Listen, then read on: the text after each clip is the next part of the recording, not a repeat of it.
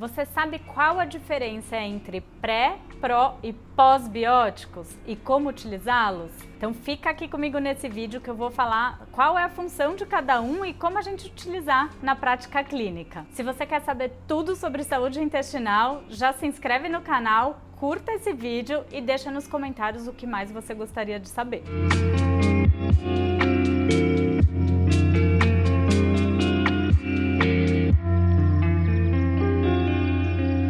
Começando pelos pré-bióticos.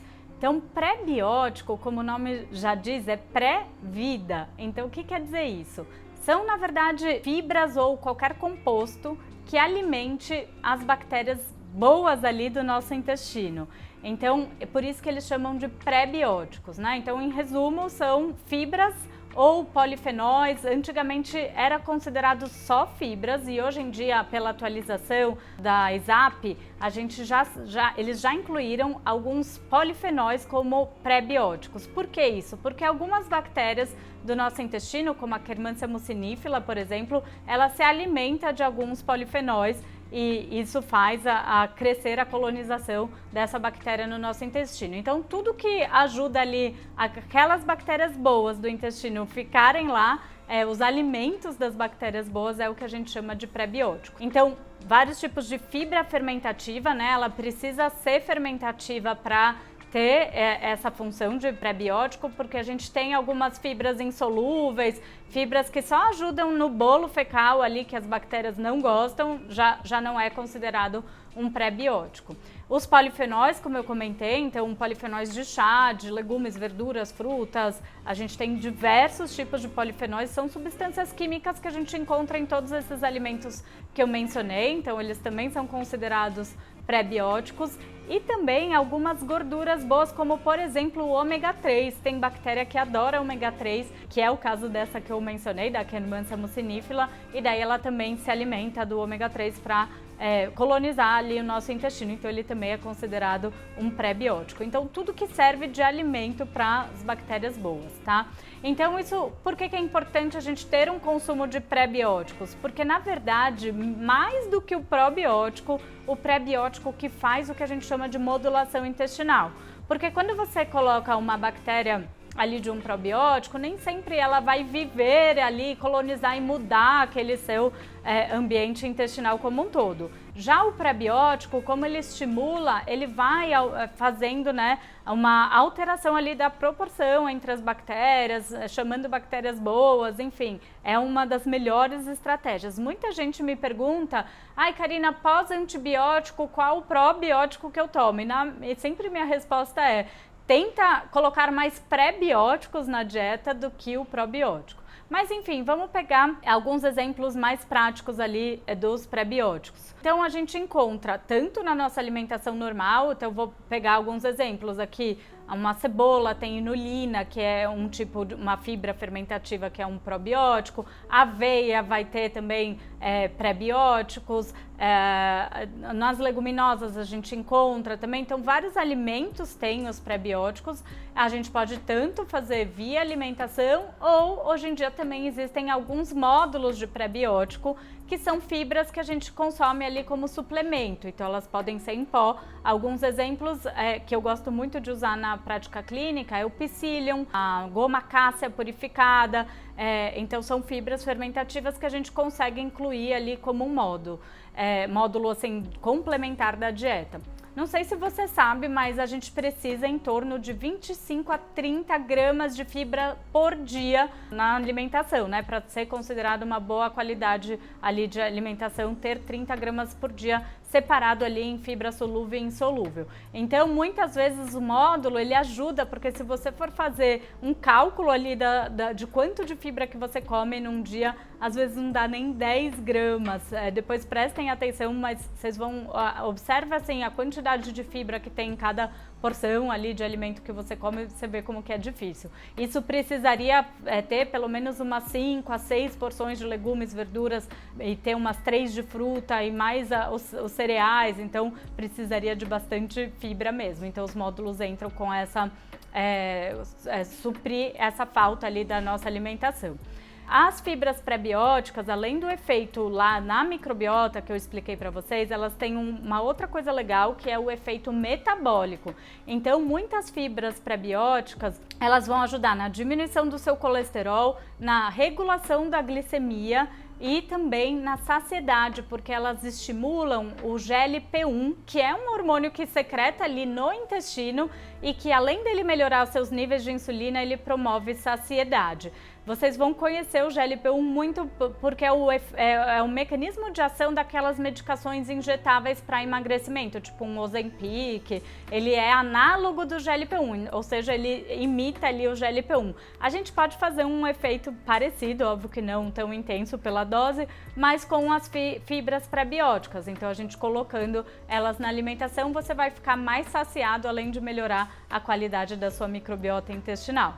Então, eu dei o exemplo do psyllium, da goma cássia, da aveia. Então, a gente tem várias fibras que a gente pode colocar. A gente consegue tanto como suplemento quanto na alimentação, também uma fibra que chama GOS, que vem no galactoligosacarídeo, que é um pré-biótico bem interessante também para aumentar bactérias como bifidobactéria. Ela é muito presente no leite materno. A gente consegue ter o suplemento de GOS ou encontrar em alguns alimentos, principalmente nas leguminosas e no alho. Se você não consegue comer esses alimentos porque eles dão muitos gases, muito desconforto, daí o ideal é você fazer ali, né, investigar o porquê que você está reagindo tanto contra eles, ajustar a dose de fibra, porque também o excesso de fibra na dieta pode provocar distensão abdominal e gases. Tem uma fibra que a gente usava antigamente, que ela tem um efeito bom para a microbiota, mas não muito prático, porque ela gera muita fermentação, que é o FOS, o fruto oligosacarídeo.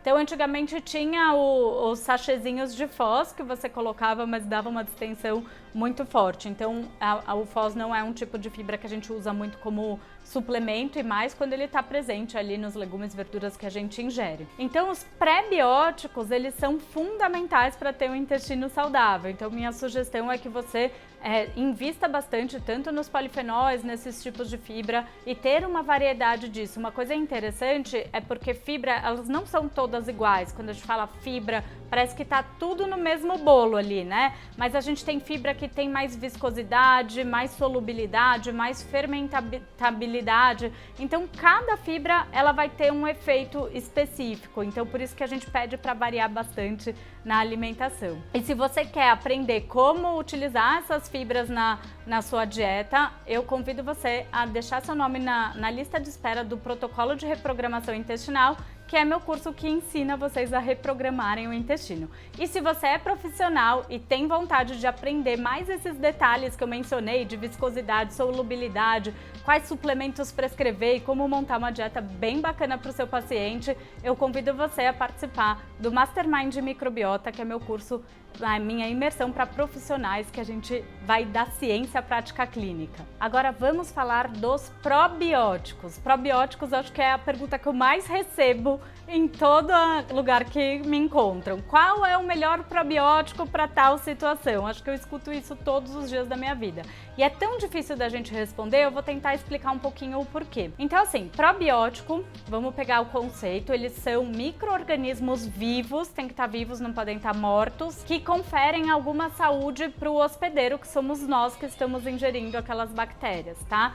Então, a gente pode ter probióticos em suplementos, né, em cápsulas, e daí a gente tem uma gama diferente de probióticos, e a gente pode ter probiótico até em alguns alimentos que sejam adicionados de probióticos, que é diferente de um alimento fermentado. Então, por exemplo, um iogurte normal, ele é um alimento fermentado que ele tem algumas bactérias probióticas, mas ele não é considerado um probiótico porque ele não vai ter exatamente aquela dose, aquela cepa quantificada ali naquele produto. Então, para ser um probiótico, ele precisa ter todos os produtos iguais, com uma cepa identificada e uma quantidade adequada de bactérias para ser considerado um probiótico. Então, a gente tem alguns iogurtes, por exemplo, que eles são adicionados de alguma bactéria específica e daí viram um probiótico. Então a gente pode achar tanto nessas formas alimentares como em suplementos, tanto em pó, em cápsula mastigável, a gente tem diversas maneiras de encontrar. Só que o mundo dos probióticos é muito diferente, a gente tem muitas bactérias diferentes e cada vez mais a ciência vem se aprofundando nos estudos dessas bactérias e daí a gente tem uma coisa que difere muito, por exemplo, os probióticos que vocês devem conhecer mais, lactobacillus, bifidobactérias, que aqui no Brasil são os que são mais utilizados. A gente tem o lactobacillus rhamnosus, que vai ser diferente de um lactobacillus rhamnosus GG. Ou, por exemplo, uma bifidobactéria longum, ela é diferente de uma bifidobactéria longo 1714. Então, quando a gente vai para um nome, sobrenome, mais um nomezinho, é quando a gente está falando da cepa do probiótico.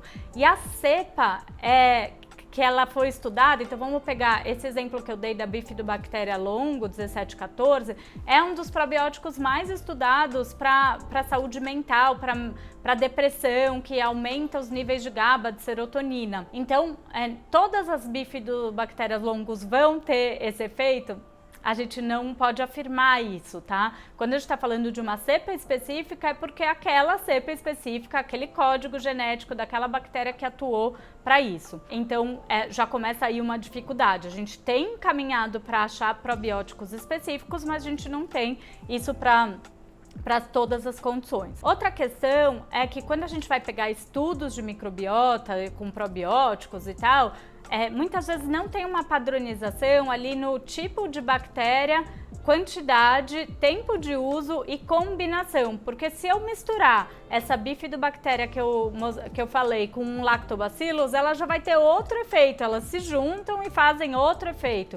Então a gente também precisa saber direitinho se foi estudado aquela combinação. Daí nem sempre os estudos usam o mesmo tipo de suplemento para a gente ter uma conclusão, assim, tipo de um probiótico para tal coisa. Óbvio que hoje em dia a gente já tem muitos probióticos reconhecidos já para tratamento de diarreia, então o Saccharomyces boulardii, Rhamnosus GG, a gente já tem algumas especificidades, mas o importante é que a gente olhe bem direitinho se esse probiótico ele foi estudado para aquele fim. Então, assim que a gente faz na prática clínica, tá? Então, a gente precisa saber, nossa, eu quero um probiótico para melhora da minha imunidade. Então, eu tenho que ir lá buscar os papers e ver como tem os resultados muito diferentes, né? Os suplementos muito diferentes que foram utilizados, eu tenho que ver o que foi estudado para a imunidade, tá? Então, outra coisa que é importante na hora que a gente vai pensar em dar um probiótico. Muitas pessoas tomam um probiótico e não sentem nada, alguns podem até piorar o quadro e outros vão sentir muita melhora. Isso porque também tem uma interação do probiótico no seu intestino, então com a sua microbiota. Então, dependendo do tipo de microbiota que você tem, possa ser que ele se adeque lá ou não. Então, é comum, às vezes, de ter gente que não se dá bem ali com aquele probiótico. E, no fim, a gente acaba tentando, né, fazendo aquela tentativa e vamos ver a resposta que o paciente tem em relação a isso. Então, tem esse outro fator também que muda um pouquinho. Quando a gente dá um probiótico, ele vai ter efeito quando a gente está utilizando ele, porque o probiótico, ele também ele não vai colonizar o seu intestino para sempre. A gente colocou, ele vai fazer aquele efeito específico durante o uso. Ele não vai mudar seu intestino para sempre, ficar lá para sempre. Depois que você parou de usar, em alguns dias ele já cai o nível daquelas bactérias e cumpriu o efeito dele. Então, sempre quando você for usar um probiótico, você tem que saber qual é o objetivo que você quer com ele para poder achar o melhor probiótico. E probiótico, diferente do que muitos acham, ele não vai fazer uma modulação da sua microbiota intestinal, ele não vai alterar ali a composição de bactérias que você tem no intestino. Lembrando que é uma bactéria contra trilhões que você tem ali no intestino, né? Ele vai cumprir a função dele, fazer o que ele precisa fazer, se seja um efeito para o sistema imune, seja um efeito, né, de fazer mais neurotransmissores ou de melhora da diarreia, e depois o equilíbrio daquela microbiota, como eu falei, ela vai mexer mais com os pré-bióticos do que com os probióticos, tá? Então, por isso que muitas vezes alguns usam e não sentem nada, e depende muito do que você quer com aquele produto. Então, o legal é a gente sempre se basear com estudos científicos.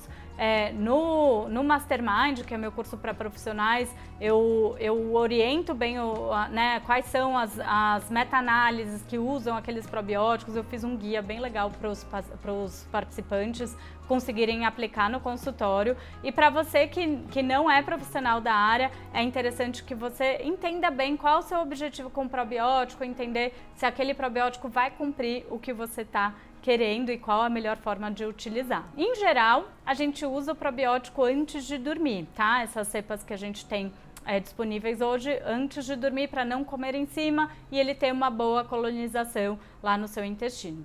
E para vocês terem ideia como ainda muita coisa vai mudar no mundo dos probióticos, a gente já tem estudos mostrando probióticos que a gente chama de próxima geração, que são probióticos que são de bactérias que vivem lá no intestino, são outras cepas que elas não podem entrar nem em contato com o oxigênio, mas tecnologias ajudam a colocá-la encapsulada viva ainda, e que eles entram até como tratamentos específicos para diabetes, para obesidade, então muita coisa a gente ainda vai ver nesse mundo dos probióticos.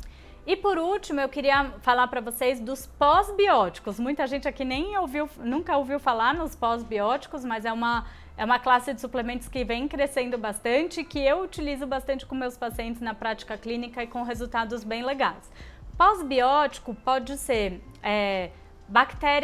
parede celular da bactéria, ou seja, ela não está mais viva. Pode ser produto de bactéria, então, por exemplo, a gente tem um que eu uso muito, que é o butirato. Então, a bactéria produz esse butirato e a gente consegue usar esse produto que a bactéria fez com efeito anti-inflamatório, regulação intestinal.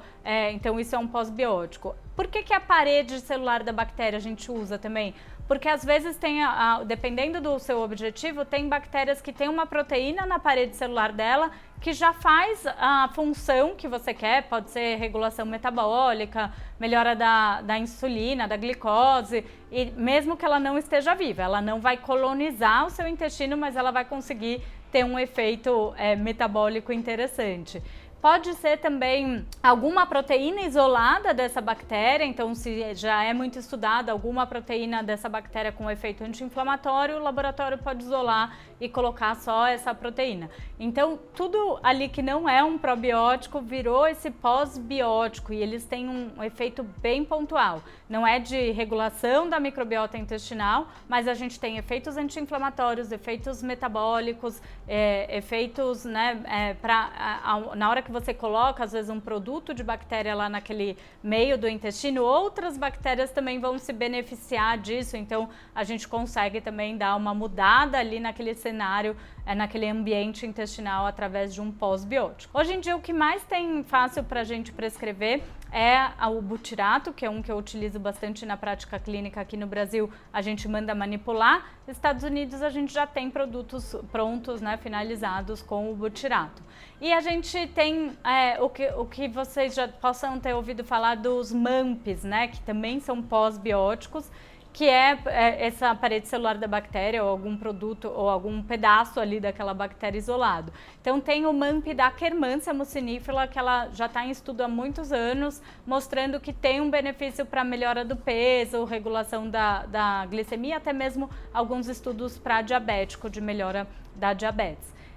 Como um pós-biótico. Então vocês vão ouvir falar cada vez mais, eles são diferentes, obviamente você pode dar os três, na verdade, um pré, um pró e um pós-biótico, você pode combinar dois, enfim, isso vai depender muito dos objetivos que você está querendo tratar, mas são suplementos ou às vezes até alguns podem ser considerados medicamentos que vêm ajudar demais na regulação ali desse eixo intestino com o nosso sistema como um todo.